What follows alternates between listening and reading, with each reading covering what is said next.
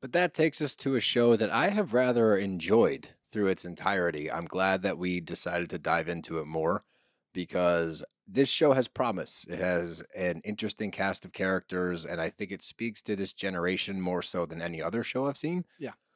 And that's Martha's Vineyard, Summer House Martha's Vineyard. And what's your thoughts up until now? Like, how are you liking this show? I've enjoyed it. It's it's definitely something different, and that's pretty much like exactly what the doctor ordered, honestly. Yeah. After everything that we went through with Scandival and now Jersey and everything else that the hell's going on, we finally got, and obviously there are some serious moments in it, but for the most part, it's kind-hearted. Pretty much every person on this show brings a different dynamic. Yeah. And it's really interesting that there's so many at play. And you can see, like, yeah, they're not always friends all the time. Yeah, you're not going to get fights between, maybe like Nick and Amir, but for the most part, it keeps it fresh. It keeps it interesting, which is something that we really haven't had in a new show. We've seen people try to kind of like find their footing the whole time. And I think that this show kind of figured it out because they have people going in and out. They have, mainstays. They have boyfriends and girlfriends coming in all over the place, showing FaceTimes and phone calls with their friends back home. I don't know. There's something about this show that just works. You know what I love, and I'm glad they did it here and we saw it on Ultimate Girls Trip?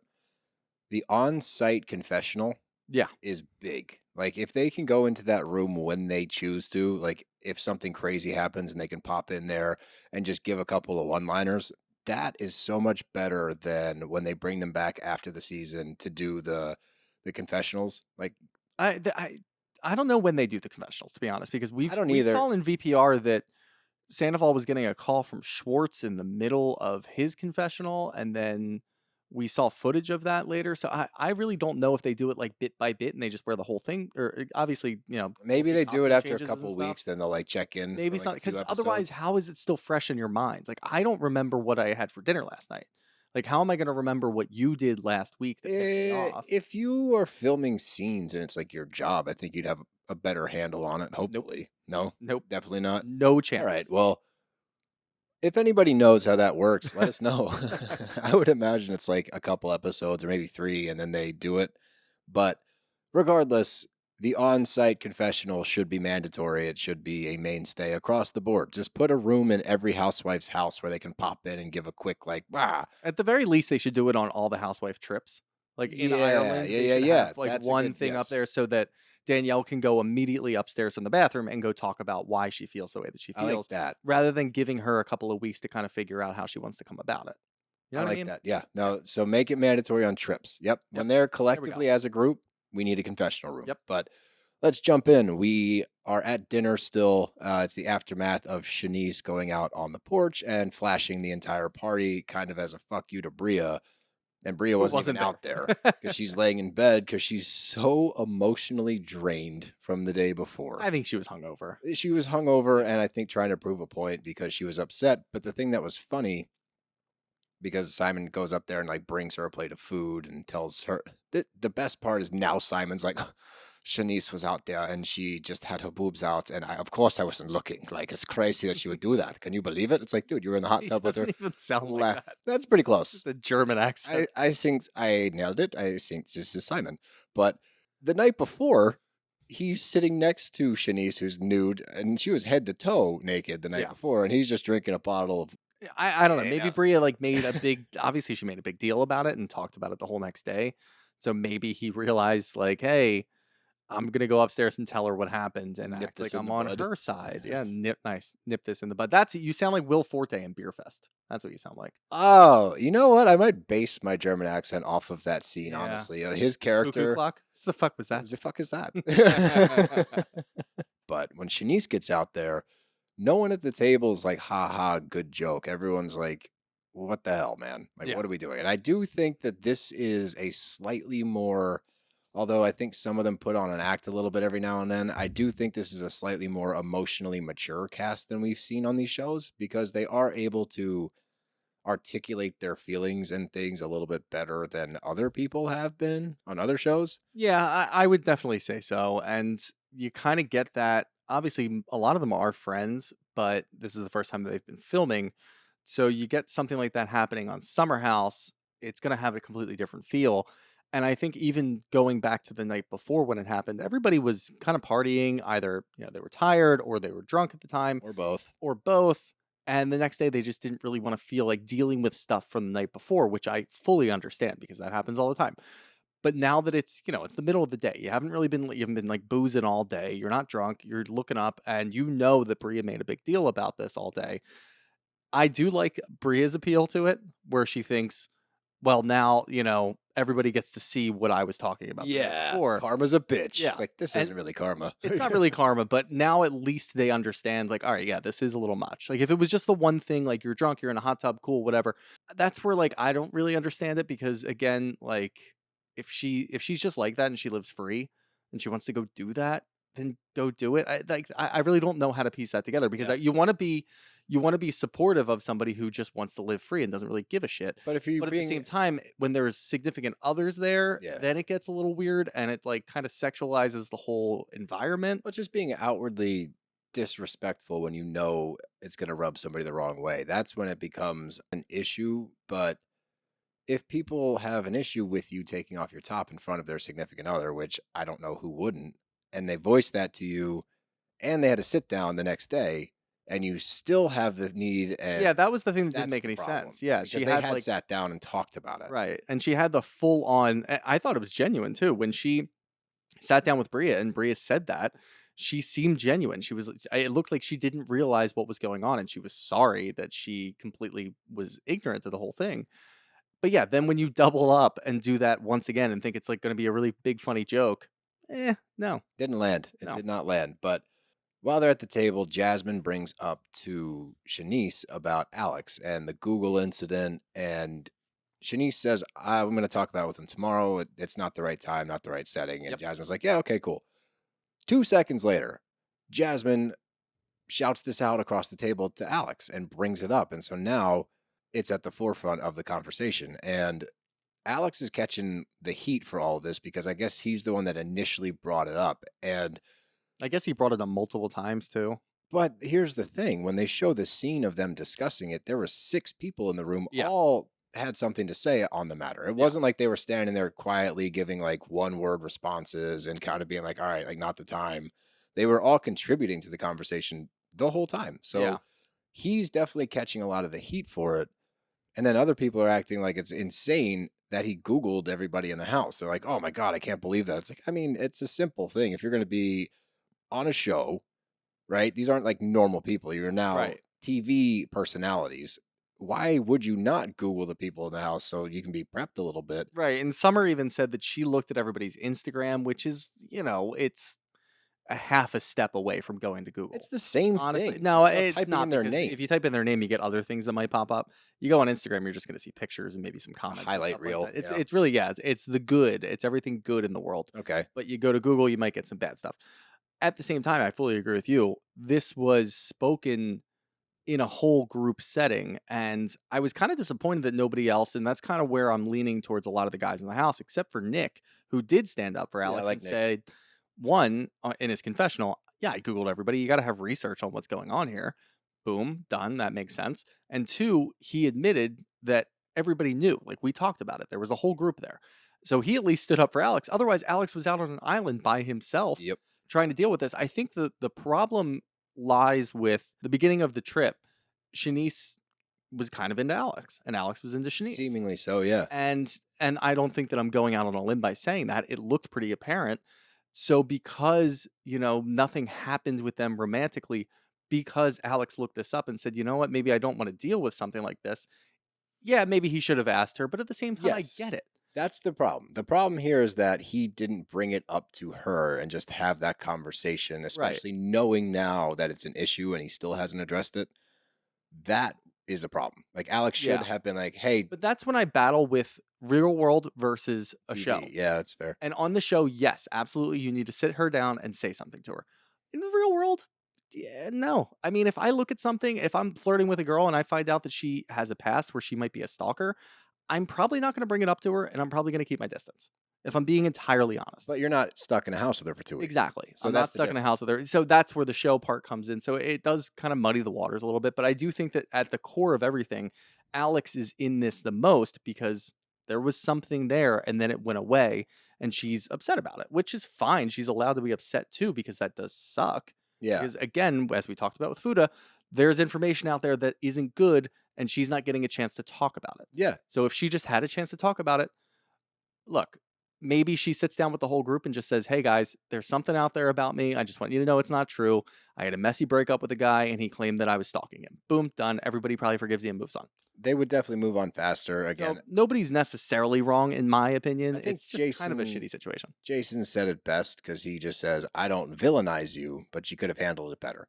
And I think that sums up for the majority of the group. Like it wasn't a big deal. It turned into a bigger deal than it needed to be, Right. and we just could have handled it better. But they all agree to move on, so it's water under the bridge. I want to point out that Amir knows how to two-step. Certainly The does. old Texas two-step. Yep. I appreciated that scene. It's the easiest dance in the world, and they do that because people in Texas don't have rhythm. So they Me neither. just kidding. But I'm from Texas. That's why I made the Oh joke. God, now you're making fun of our audience again. Not- I love two-stepping. I used to go, there's a place in Midland called Rock and Rodeo, and I would go there all the time.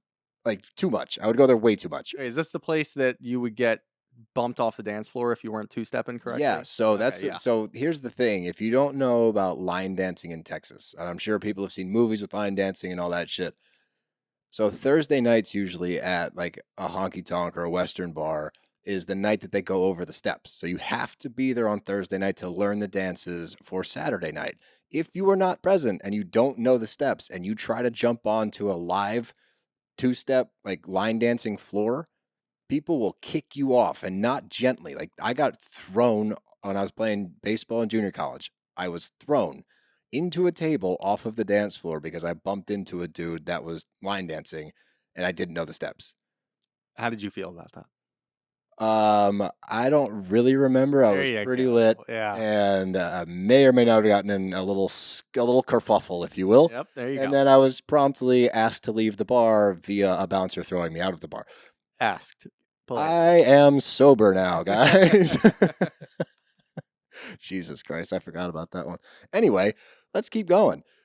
This is where the episode takes a turn. It's been kind of lighthearted up until now, after the Shanice stuff at least. And this was a pretty serious moment. And we see Jordan react to Alex, who has said a few things now that could be seen as objectifying. He sees it as flirting, but he called her thick when they were setting up dinner. And then he makes a comment to her because she snuggled up to Preston about her having sex, even though we know that she's been celibate for a year. And she starts to kind of get upset and goes back at him. And then it starts to snowball. And then it starts to come out where she feels as though she's been objectified in this house by not only Alex, but also Amir. And that even though her celibacy is a real thing and it's something she takes very seriously, it's the brunt of a lot of jokes. But sobriety is not joked about, even though Alex has had a few drinks over the summer. Veganism's not joked about, even though Alex is vegan. Like there's a lot of things that are similar as far as labels Yeah. that are not pointed out, but because she's celibate and that one's quote unquote funnier, she feels as though she's taken the brunt. And then I think, and I'm speaking from a place of watching and viewing, not a place of understanding by any means, but she says that she feels objectified by these guys. And this seems to me like this is a larger issue that she has where she feels like this generally. I get that, and also I think that it's honestly it's just a problem that guys have. Like all of Alex's jokes are fucking weird. They're weird and That they're joke, off well, putting. first off, the joke made no sense. It was stupid. It wasn't even a joke. It was just a dumb comment. Him calling her thick earlier, also weird, creepy. Don't like that. Even Amir, to the point where like I do like Amir, and I think he possibly has a good future with Bravo moving forward. Guys in a room calling dibs on a girl is fucking weird. It's a shit. It's look, weird. one. I It's get it in weird, high two. school. I understand that because there's whatever testosterone in the locker room. And Locker you're room an talk, idiot. You don't bullshit, know any better. whatever. But if you're 28, 30 years old, however the hell old they are, and you're calling dibs on a girl when she comes into the house, that's You're an just fucking asshole. weird. Just You're an asshole. don't say anything. Maybe you say, "Wow, she's really pretty. Wow, she's really attractive." Boom, done. Somebody else might agree with you. Don't try to make it this whole like bulls trying to get into mating season bullshit. I don't know. I couldn't think of a good, an appropriate oh my god. Allegory? No, it's not an allegory. I know it's not. I'm just Ah. trying to figure out what the fuck you were saying. No idea. But Fools Algorithm. on parade. Holy shit. Yeah, off the rails here. No, but it just doesn't make any sense and it's just stupid and there's no real place for it in the real world. So just move the fuck on. I didn't agree with Amir walking away and kind of freaking out about the whole thing. He's still just butthurt that Jordan doesn't want to hook up with him. That's all that That's all it is. is. And then I I appreciate that they showed the scene where he was fuming and decided to call his boy and his boy calmed him down and he walked back No, in. fuck that scene. That was bullshit, I dude. just mean in general, like if I'm fuming and I don't want to cause a scene, I'll go outside and maybe call you I and be get like, "Yo, that. man, what's going on?" But I'm as an I got you. aside from the whole I got situation you. because it makes it a little bit more real for me. But in the whole thing, Jordan is entirely right. They've been making fun of something that she's having a really hard time with. Obviously, she has this past where if you Google her, you see naked pictures and it sexualizes her. She doesn't like it. She's celibate. She's talking about it. She went to brunch to celebrate 1 year. She doesn't really know what she wants and she's figuring shit out. There shouldn't be people, especially guys out there, making jokes at your expense, especially somebody like Alex, who, by the way, I would make fun of for being a vegan. I would too. I would absolutely make fun of him. I wouldn't make fun of him if he has a couple of drinks and he's trying not to drink. Whatever. I don't give a shit. Do you, bro? But if you're going to be a vegan, I'm probably going to make fun of you. I And am now we're too. going to piss off more listeners. If you're, I don't have No, I don't anything have any issues with actually veganism, against no. vegans. I just think vegan jokes are No, but if layups Alex sometimes. made a joke at somebody else's expense, I would rip him apart for being a Absolutely, vegan. yeah, I know. I tons of my friends are vegans because I'm a personal trainer, so Yeah. I don't actually have it. There's actually a lot of shockingly good vegan food. I make a lot of good vegan food. A lot of my clients are vegans, but anyway, just trying to soften the blow for our vegan fans out there. But my thing with the Amir scene when he's on the phone is now he's playing the victim. It's like, dude, you can say what you want to say, and now you conveniently have changed the phrasing in which you said what you said because you're telling your boy on the phone, all I said was, I'm interested in getting to know her better. It's like, bitch, you didn't say that. No. You didn't even kind of say that. You said, Jordan, mine, or Jordan dibs. Like literally, it was one Don't of those sugarcoat it two. if you're calling your boy. Give him at least the full Yeah, details and tell let him him what's up. break it down. And then he might be like, yeah, bro, that's kind of a shitty look. Yeah. Like if you came up to me and said, hey, man, dibs at this age, I'd be like, are you fucking kidding, bro? Like, I'm going to go tell her, Yeah, by the you way. would, That you would be would send me to therapy. the first thing I would do is walk up to that girl and be like, hey, my boy over there is called Dibs. Don't go near him. Yeah, avoid You don't, him you at all don't want costs. that guy at all. But, and then after the night, they get back to the bedroom and Silas brings it up out of nowhere. She's in bed already. And he's like, so we're going to talk about what happened earlier? What do you, no, there's nothing to talk about. Your pants got stained because there was something on the iron. And by the way, nobody checks the bottom of an iron before they use the iron. No. Have you Never. ever looked at the bottom and been like, looks good to Not me? once. No, you plug it in, you wait till it gets hot, and you stick it on your shit. That's how you. That's I actually irons. recently got a steamer, so I'm going to see if that does better than the iron. Oh, I'm a big steamer guy. Are you? Yeah, we got like two of them upstairs. We got a big boy and then like a little handheld guy you take on vacay. Oh, I think I got a Yeah. medium size. So Yeah, no, you let's got see to. what happens. You'll be a steamer guy. Yeah, I can alright. tell. You look like a big steamer, Big Cleveland steamer. Yeah. like a big old Cleveland steamer over there. But the morning after, we get more drama between the two of them because she makes him breakfast. She brings him breakfast and he just like pushes the plate away like an angry child. Like, I don't want that because there's starch in it, because there's potatoes. You know I don't eat potatoes or wheat and blah, blah. He bitches about everything. He does it in a condescending way where he's talking down to her. He makes her seem stupid when she's not. She's just trying to do what a wife should do in her mind.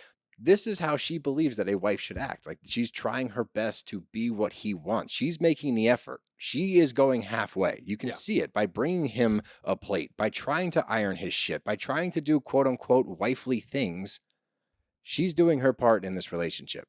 He has not budged at all. He still talks to her like shit. He treats her like shit. He's just a miserable person, and I'm sick of watching him.